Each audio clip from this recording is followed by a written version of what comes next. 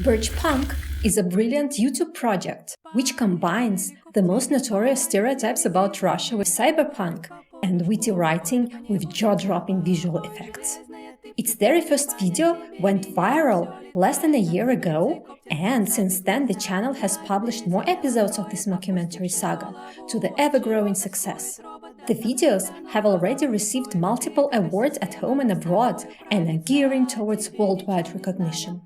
Yet, despite the comprehensive humor, there still are some culture-specific references that a foreign viewer might miss. So here I am, to help you enjoy these nuggets of independent filmmaking to the fullest. I am Katya, and this is Birch Punk Explained. I would assume that you have already watched the original Cyberfun video, otherwise why did you click on mine? And won't do the full recap, but only list here references to Russian or Soviet culture, not the international pop culture. And do that in the order of appearance and logic.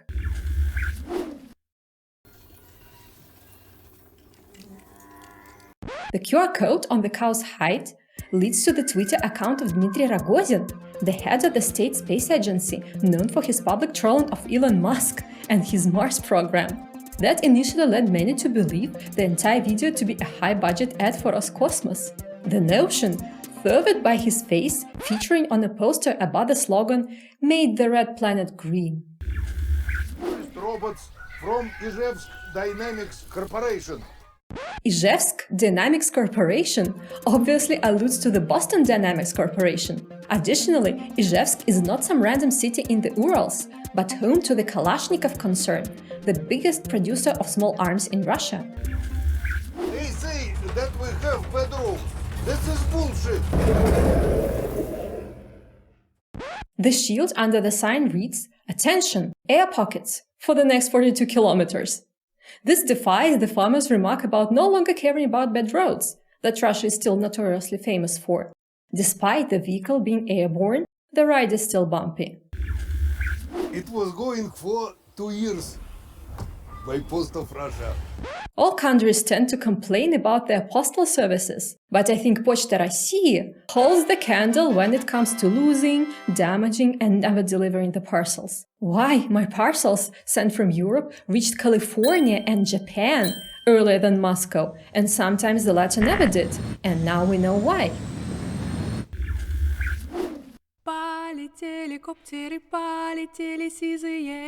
A song composed and performed by Ensemble Vanya is an impeccable recreation of a typical Russian folk song. The rhythm, the polyphony, and the style are matched perfectly. Except the lyrics subvert expectations and tell us not about the cranes flying in the sky but copters, and an android being blue not because of unrequited love, but due to a faulty update. The lyrics are absolutely hilarious, and I included a translation of them in the description. The display reads, Burionka, the name of the cow, which is not only a typical female nickname given to cows, but also an endearing proper noun ascribed to them, like dogs might be called woofers. Next text line is milk level, and the next, mood, good. We can see that Burionka is quite content. Happy cows are believed to produce tastier milk. The farmer and his android are engaged in a stereotypical village pastime. They лузгают семечки, peel and eat sunflower seeds, though the android is shown to have metal nuts in his bag. It is as addictively meditative as shelling peanuts or pistachios, and though I never got into it, many of my friends enjoy it. The posts are actually made to imitate the birch trunks, perhaps as an homage to the channel name and to the actual trees that used to, and somewhere still do, serve as posts. Don't need выгребная яма anymore. This is a pit latrine, if you haven't recognized it, but with an upgrade. For us, city kids, a visit to such a facility was, and still is, a matter of great stress.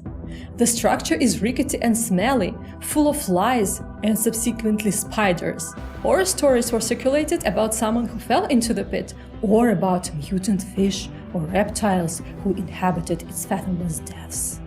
So the black hole image is not all far gone, and is absolutely relatable.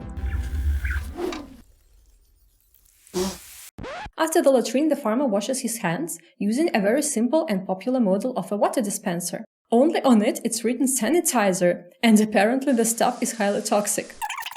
By the way, the poster reads, wash your hands, and at the bottom, a human Trojan is dangerous for your neurohubs.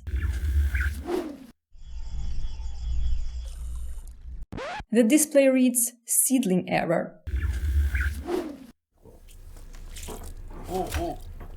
Genetically modified чайный гриб. Long before we learned the hipster word kombucha, we knew it as tea mushroom. The mushroom adapts share pieces of it to be placed in a glass jar and be fed with sugar to produce a slightly fermented drink.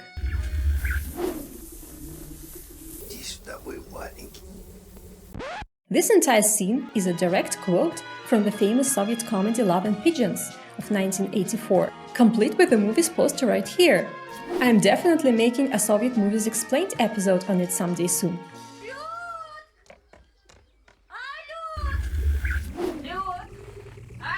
Вот тебе на платье и на мороженое. Вот тебе на платье да на мороженое. The name on the floating wife carrier is Setuny. Actually, it is a name given to a unique Soviet computer developed in 1958 using three-valued ternary logic instead of the binary one. We don't need to restore historical monuments anymore.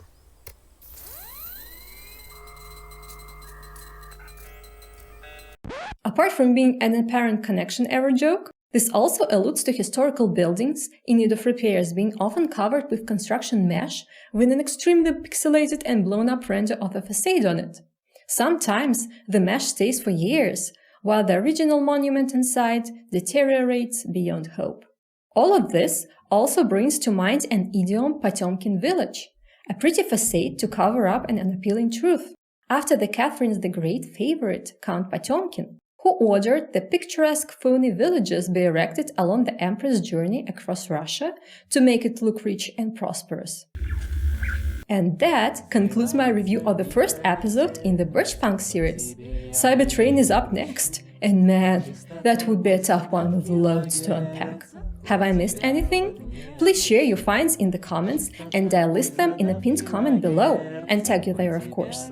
Meanwhile, follow the link in the description to watch the original Cyberfun video with a fresh eye, consider subscribing to my channel for more episodes like this, or maybe check out my other videos where I do a similar analysis of classical Soviet movies.